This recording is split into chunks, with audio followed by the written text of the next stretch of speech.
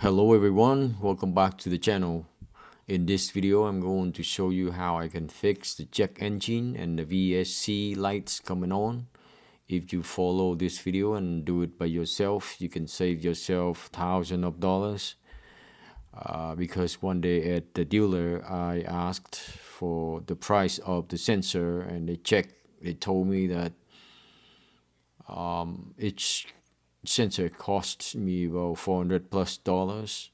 So my car needs two sensors and it would cost me $800 plus taxes, not including the labor yet. The labor cost is $180 per hour, but the dealer may break things up and charge you all the stuff as well. And they may charge you 9-10 hours of labor, and you would probably end up paying over $3,000. A friend of mine lended me a scan tool, and the brand of those tool is X tool, and it's a very good machine. I can say, to my opinion, it can reprogram the keys of the car in case you lost all the keys. It can reprogram the doors and window and other stuff as well. It can even reset the odometer as well. And of course, this machine costs you $1,000 plus. Well, it's just plug and play, and you just plug the DAPT into the OBD of the car and start scanning it. You can also use Blue Driver, which I bought one from Amazon. With the Blue Driver, it can also diagnose the trouble codes, and it can also delete the code after you replace the parts. The good thing of the Blue Driver is when you buy it from Amazon is that when it found the code, it will automatically connect you to Amazon where you can find part. And the good thing of the Amazon is that it will tell you whether or not the part you are going to buy can fit your car or not. My car is a 2007 Lexus RX350. It's the old one, and it's a work car. I use it to commute to and from work. Yeah, Blue Driver is good enough for me to diagnose trouble code in my car, and I can also use the device to delete the code after I replace the sensors. So I have tried both the scanners, the X2 and the Blue Driver. They both found the same code, which is C1201. This code related to engine control system. It could be ABS, it could be VSC, it could be traction. And the scanner also found another two codes. One is P0051, which is air fuel ratio sensor located on bank 2 sensor 1 upstream. And scanner also found another code, P0158, located downstream, is a oxygen sensor located at bank 2 sensor 2. So these two sensors have caused the error code C1201 and also caused the check engine light and VSC lights turning on. So I decided to buy a Blue Driver scan tool and started scanning my vehicle. As you can see that this device can scan and check the engine light, common dash lights, and all system modules. And yeah, it found exactly the same code as the X tool found. And down here you can see Amazon icon. I hit on this icon and it connected me to Amazon, and I started looking for parts that can fit my vehicle specification, which is 07 Lexus RX350. Specifically, I'm looking for parts made by Denso company. As many of you know that Denso makes a lot of parts for Toyota and Lexus. So I already placed the orders for the air fuel ratio sensor, and the other one is oxygen sensor. The total cost of 2 sensors is only less than $300. By the way, just a quick review about what I ordered from Amazon. A few days ago, I received the 2 sensors from Amazon. This is an air fuel sensor, and the part number is 234-9008. The sensor comes with a thin layer of anti-seize, but I don't think it's enough. I will have to use some anti-seize grease that I bought. And in this bag is the oxygen sensor for 07 Lexus RX350. This oxygen sensor is located downstream, and the part number is 234-4509. I also bought a can of plaster to spray on the rusted sensor in order to remove it easily. To get the work done, you basically have to have some tools. Like I have a half-inch drive breaker, and may need a half-inch drive ratchet and half-inch drive extension bar, 5 inches long. And especially you need to have the sensor socket with the side cutaway slot, and the size is 22mm or 7/8 inch, but most of the socket out there, they made it for use with 3/8 inch drive. If you don't have a 3/8 inch drive ratchet, you can use half-inch drive ratchet and breaker like I use. You can use half-inch drive socket, sized 1 inch, snap to the outside of the sensor socket, and use the half-inch drive socket and breaker to remove it. You can also use the hose clamp to wrap around the sensor socket and tighten it up in the case that when you turn it, when you remove it, it won't round up or strip the sensor, causing hard to remove it. Now I think I have enough tools for the work. Let's get started. The outside temperature in my place is now minus 22 degrees Celsius, so I can't open the garage door to work, so I have to take this video inside and use my artificial light to record this video. Now I'm going to spray some plaster onto the sensor and wait for about 5 minutes. While waiting, I'm going to unplug the cable, and I started to put the sensor socket in there. I'm gonna put the hose clamp on first and then put the sensor socket in there. Then I'm going to use the flat screwdriver to tighten the hose clamp, or you can use the 8mm socket to tighten the hose clamp. But unfortunately, I failed to be able to remove the sensor because it's been sitting there for over 10 years, and now I have to cut the wire and then put the full wraparound socket to be hopefully able to remove this stubborn sensor. Now I'm gonna put the half-inch drive 22mm socket into the sensor and hopefully to be able to remove it.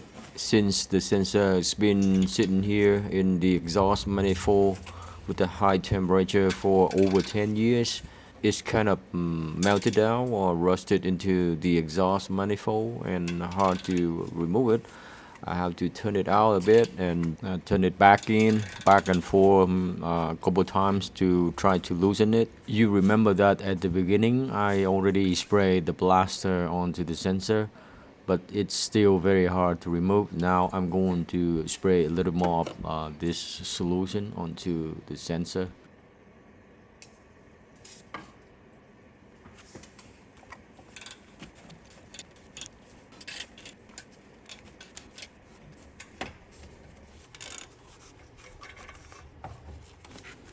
Finally, I was able to remove the sensor, but as you can see that the thread has been stripped and it's rolled up while I was using the sensor socket.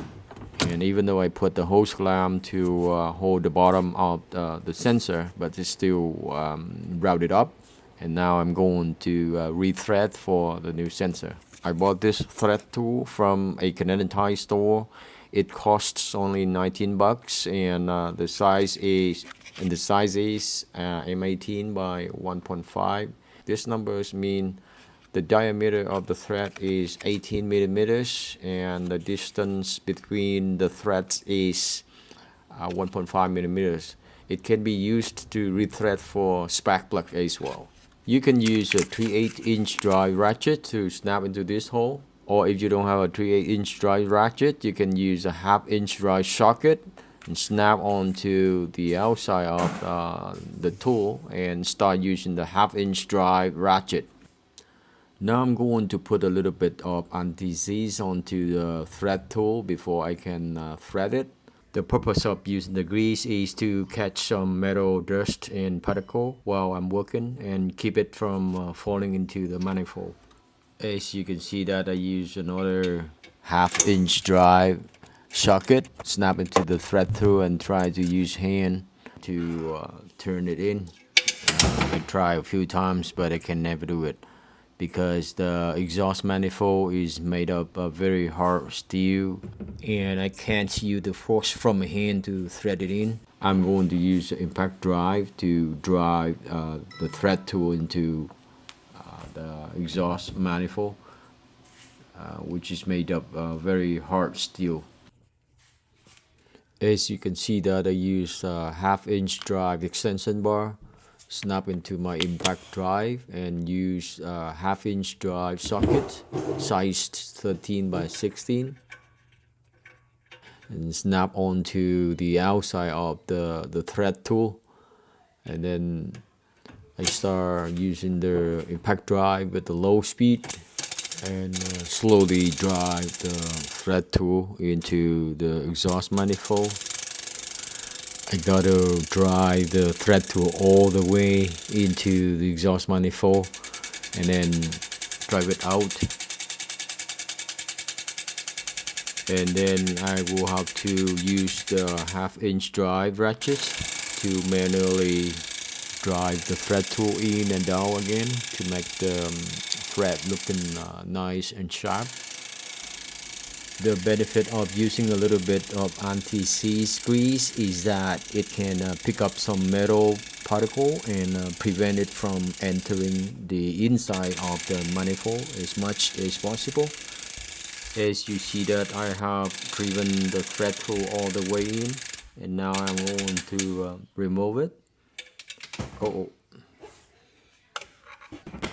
I pick it up and the tool still looks very nice, very good shape, and I will save it for the future use.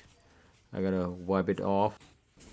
It looks nice and sharp, but I'm gonna use a 1/2-inch drive ratchet and socket to manually drive the thread tool in again to make the thread hole smooth, and then I gotta put the sensor in. I just want to make sure that the thread hole and the thread tool are working well. I use my hand to screw the thread tool in. I did watch some clips on YouTube, and some guys say the fuel cap may be loose. Trying to tighten the fuel cap may fix the problem. Other guys say that you may have to unplug the power cable and leave it for a few minutes and put it back again, and then it will fix the problem. But to me, you just fix the symptom of the problem. You don't fix the root cause of the problem. I bought the blue driver, I scanned the system and I found the code and I fixed it. I fixed the root cause of the problem. So I recommended to change two sensors to optimize the fuel efficiency. Anyway, the two sensors and a few sockets and ratchets is still cheaper than bringing your vehicle to a dealer. The thread tool still looks very good. I save it for future use. You can see that the two sensors are very identical. The one on the left side is original one, You can see that Toyota 89467 but you also see the Denso 00381 09H10, and the one on the right hand side is a Denso. You see Denso A-F, it means that air fuel sensor. I know that Denso makes a lot of parts for Toyota and Lexus. Now I'm gonna use some extra anti-seize grease, even though the sensor comes with a thin layer of anti-seize grease. Now I can put the sensor into the new thread hole and hand tighten it in order to not strip or damage the thread, and wipe off the excess anti-seize grease. Next, I'm gonna use the sensor socket and the 3/8-inch drive extension bar. Snap into this hole and use the 3/8-inch drive ratchet to tighten it. You may remember at the beginning of this video I mentioned about using the half-inch drive socket sized 1 inch to snap onto the outside of the sensor socket, and start using your half-inch drive ratchet to tighten it. Torque it at about 26 to 33 foot-pounds. Don't over torque it in case we need to change a sensor in the future, and you won't encounter such a problem as you see in this video. And then you have to plug in the pigtail. Pay attention to the little bar right here and plug it in.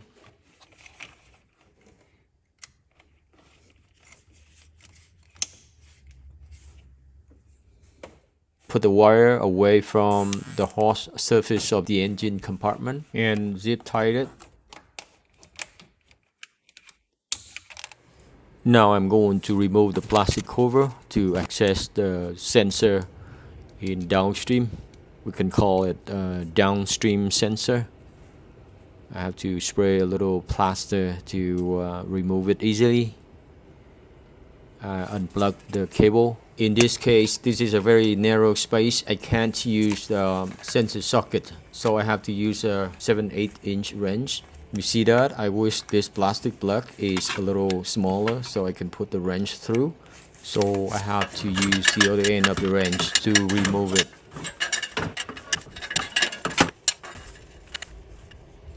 As you can see that the sensor is covered with the white smoke. It can degrade the function of the sensor. This really scares me because if the sensor is covered with the white smoke, it means that the coolant is leaking into the combustion, or maybe the piston head is cracked, or maybe the head gasket is going bad. So take a look at the two sensors. They are very identical. They both have the same color. So in this case, it doesn't mean that there is a coolant leak into the combustion, or the head gasket is going bad, or the piston head crack. Now I realized that I bought the wrong one because I didn't pay attention about the plug. I placed an order for the female plug sensor, and I already returned and get a refund, and also place another sensor with the male plug. For now, I'm gonna put this sensor back and temporarily use it, and I will change it when I receive the new sensor, which is the male one. So you have to keep in mind that you have to check your sensors plugs before you place an order, in order to just save your time. For now, I keep driving with the old oxygen sensor, and definitely I will change it when I receive the new one. That's why you can still see the check engine and the VSC lights still remain. I usually fill it up every 2 weeks. Lexus recommends us to use premium gas. Today I got to Costco and get some fuel, and I filled it up to 55.18 liters of gas, and it costs me $91. And I also realized that the check engine and the VSC light automatically disappear. However, you can see that 227.2 kilometers been driven, plus 105 kilometers remain in the fuel tank. is totally about 332.2 kilometers, so it is not fuel efficiency yet. It was about 2 weeks later, I received the oxygen sensor from Amazon, and I would like to do a quick review before I install it into my car. The Denso part number is 234-4149. It fits my car, and this is the male plug sensor. So I recommend you to go on Amazon, and it will tell you whether or not that part will fit your vehicle. As always, every sensor out of the factory, there is a thin layer of the anti-seize grease, as you can see. And the picture on the box is exactly the same with the sensor. And this sensor has 24 holes around it. But I don't think a lot of holes or a few holes is a matter. There is a plastic cover to protect the thread of the sensor.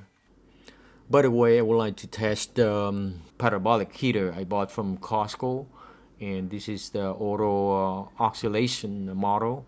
The outside temperature in my place is minus 10 degrees Celsius, so I have to keep the garage door closed and work inside.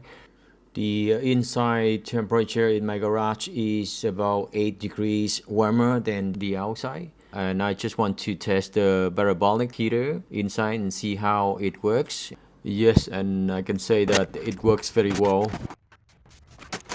And I'm going to spray a little bit of plaster onto the sensor and unplug the cable and use the 7/8 inch wrench to remove it.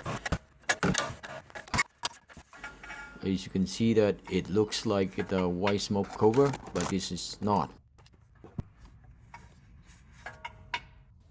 As you can see that the one on the left side I just removed from my car, it is Toyota 89465-0E020, made by Denso 1492-09H22. And the one on the right side is of course made by Denso, assembler in USA, and the part number is 4383008H09. Yeah, you know that Denso has made a lot of parts for Toyota and Lexus. So you can see that the inside of the sensors are a little bit different. As you can see that the old one, there are about 4 or 5 holes compared to the new one, which has more holes than the old one. But I believe that it will work fine. You can also use these parts numbers as reference to buy sensors for your vehicle, but you have to check with your vehicle model. Next, I'm gonna use the ear swab to put a little bit of anti-seize grease on the sensor before I can put the sensor in. I'm gonna slowly screw it in by hand, and then I'm gonna use a 7/8 inch wrench to torque it. I'm gonna torque it at about 26 to 33 foot-pounds. Don't over tighten it. And then plug the pigtail in. So if you find this video helpful, please give me a thumbs up, and if you are new to the channel, please consider to subscribe. I would very much appreciate it, and it's a great encouragement for me. And if you follow this video and fix your car, you can save yourself thousands of dollars. So finally, my car has 2 new sensors, oxygen sensor and air fuel sensors. And now I'm driving to Costco to get gas, and this time I pay $83 and I get 50.33 liters. Compared to last time, I got only 332 kilometers for that full tank. And this time I can see that the ECU of the car recalibrated, and it shows me that I can go 392 kilometers for this tank. So I can drive 60 kilometers longer than last time with the same full tank of gas. I can say that I can drive more kilometers with the new sensor then. So finally I can say that it significantly improves the fuel efficiency after I put the 2 sensors in. As this is a winter time, I have to idle the car 10-15 minutes before driving. So hopefully in the summertime it can get back to 482 kilometers like it used to be. And if you find this video helpful, please give me a thumbs up and subscribe to the channel. And thank you very much for watching. Bye for now.